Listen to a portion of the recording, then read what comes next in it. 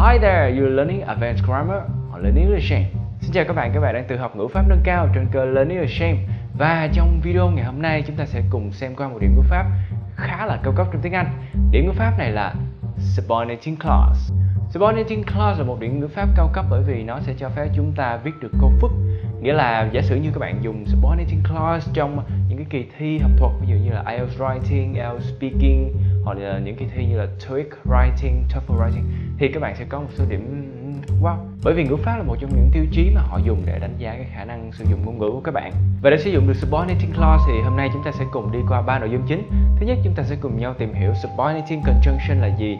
Thứ hai, chúng ta sẽ cùng xem qua subordinating clause, và cuối cùng chúng ta sẽ thực hành viết một số câu đơn giản. Nào, chúng ta bắt đầu thôi. Bây giờ chúng ta hãy cùng tìm hiểu về subordinating conjunction. Subordinating conjunction hiểu một cách đơn giản nó giống như là từ nối trong tiếng Việt vậy. Giống như trong tiếng Việt chúng ta để nối một câu mang nghĩa là đối lập chẳng hạn, thì chúng ta có cụm từ là tuy cái gì đó và nhưng cái gì đó, đúng không? Trong tiếng Anh thì chúng ta chỉ cần một từ thôi. Giả sử chúng ta muốn nói tuy nhiên thì chúng ta chỉ việc sử dụng chữ although là xong. Right? Chữ although này sẽ làm gì? Chữ although này sẽ nối hai câu lại với nhau.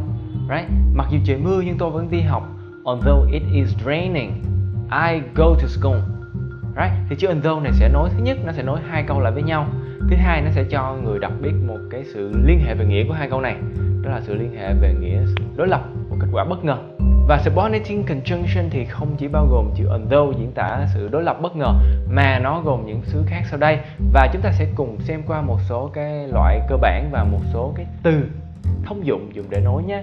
Ví dụ như bây giờ chúng ta muốn nối hai câu ha. Bây giờ chúng ta muốn nối hai câu mà có sự liên hệ nghĩa về mặt thời gian, chúng ta sẽ sử dụng chữ when, chữ before, chữ after chẳng hạn.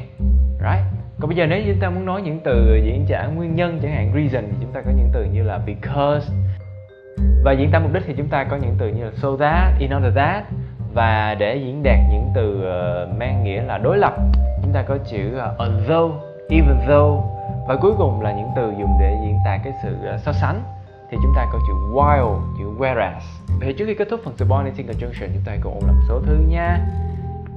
Thứ nhất, subordinating conjunction dùng để nối hai câu lại với nhau. Và ngoại trừ việc nối hai câu lại với nhau, subordinating conjunction cũng sẽ cho thêm một cái nét nghĩa, có thể là về mặt thời gian, có thể là về mặt nguyên nhân, có thể là về mục đích, sự đối lập và sự so sánh. Thực ra subordinating conjunction còn nhiều nghĩa cũng như nhiều từ khác nhau nữa, nhưng mà thầy không đề cập ở đây, bởi vì đề cập tới đây chúng ta sẽ mất rất nhiều thời gian. Cũng như là nếu như các bạn mới bắt đầu vào việc học tiếng Anh thì nó cũng không cần thiết lắm. Đối với những bạn mà đã biết tiếng Anh khá rồi và muốn tìm hiểu thêm về những subordinating conjunction có thể sử dụng được, thì các bạn hướng tới phần description và download cái file về nhé. Ở trong phần description là một cái file có một cái table mà thầy nghĩ là những cái subordinating conjunction nào formal, right?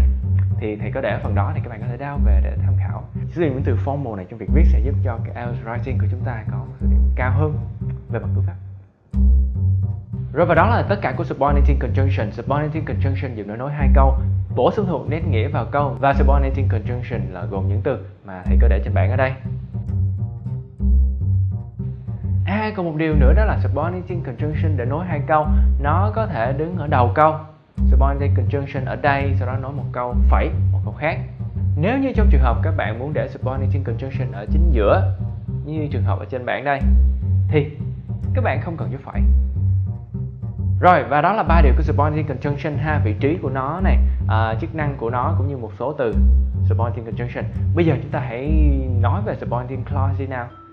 Wow, rất đơn giản các bạn. Khi mà chúng ta sử dụng subordinating conjunction để nối hai câu lại với nhau, thì chúng ta sẽ có một câu phức. Câu phức sử dụng subordinating clause. Còn subordinating clause là gì? Subordinating clause chính là một câu mà theo trước bởi một cái subordinating conjunction.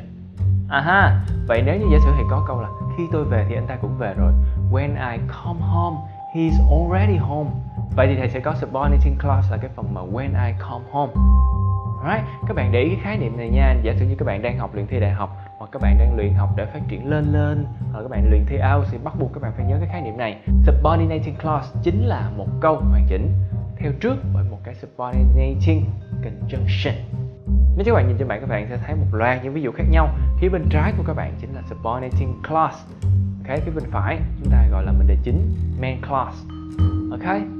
Và khi chúng ta kết hợp hai cái thứ này lại với nhau, chúng ta sẽ có một cái complex sentence. Rồi, vậy tóm lại subordinating clause là gì? Subordinating clause là một câu hoàn chỉnh theo trước bởi một cái subordinating conjunction. Và khi đó chúng ta có một subordinating clause có thể kết hợp với một câu hoàn chỉnh khác để tạo thành một câu phức.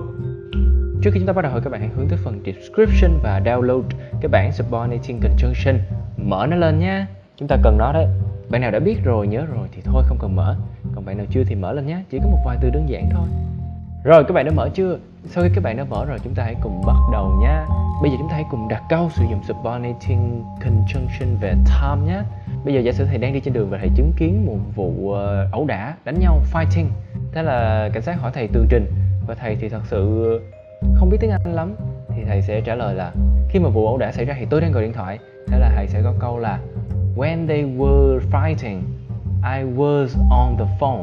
Bây giờ thầy nối hai câu này lại bằng chữ when. When they are fighting, I'm on the phone. Hoặc là thầy có thể đưa chữ when ở phía sau. I was on the phone when they were fighting. Ok, chữ when có thể đứng đầu hoặc đứng giữa như hồi nãy chúng ta có nói.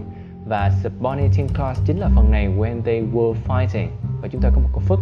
Rồi, có thể là các bạn thắc mắc tại sao chữ when lại đặt trước cái phần là they were fighting mà không đặt trước cái phần là I was on the phone. Tại sao không nói là when I was on the phone they were fighting? Đó là tại vì ý chính của chúng ta đang muốn trả lời cảnh sát là chúng ta đang làm gì vào lúc đánh nhau đấy. Ý chính của chúng ta nằm ở phần I was on the phone. Cho nên chúng ta sẽ cho cái subordinating conjunction vào cái mệnh đề chứa thân tên phụ. Đó là phần they were fighting. Vậy thì các bạn chỉ cần lưu ý đơn giản đó là khi chúng ta muốn sử dụng subordinating clause thì hãy cho subordinating conjunction vào trước cái câu nào mà chứa ý phụ. Ý chính thì sẽ giữ nguyên. Ok. Rồi, câu đầu tiên thì là câu đầu tiên mà thành ra hơi phức tạp chút xíu. Chúng ta hãy cùng bắt đầu câu thứ hai ha. Bây giờ mẹ hỏi tại sao con không làm bài? Thì chúng ta nói là bởi vì con mệt nên con không làm bài ha. Bây giờ mẹ mình đang hỏi về nguyên nhân ha. Bây giờ mẹ mình đang hỏi về nguyên nhân, thành ra mình sẽ đưa nguyên nhân vào cái chỗ because. Ok, mình sẽ có câu là bởi vì mình mệt nên không làm bài. Mình mệt, I am tired. Không làm bài, I don't do homework. Bây giờ nối nó lại bằng subordinating chỉ reason, có chữ because này. Thế là mình có một câu phức because I am tired, I don't do homework. Thế là có một câu phức đơn giản, sử dụng subordinating clause because I am tired. Rồi, và bây giờ chúng ta hãy tiếp tục sử dụng purpose đi. Người ta hỏi là tại sao mình học tiếng Anh? Người ta hỏi tại sao mình học tiếng Anh?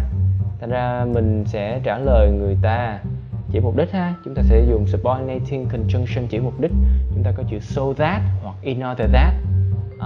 I learn English so that I can study abroad. Đấy, chúng ta nối hai ý, đó là I learn English và I can study abroad nối lại bằng chữ so that. Xong, chúng ta cũng có một câu phức.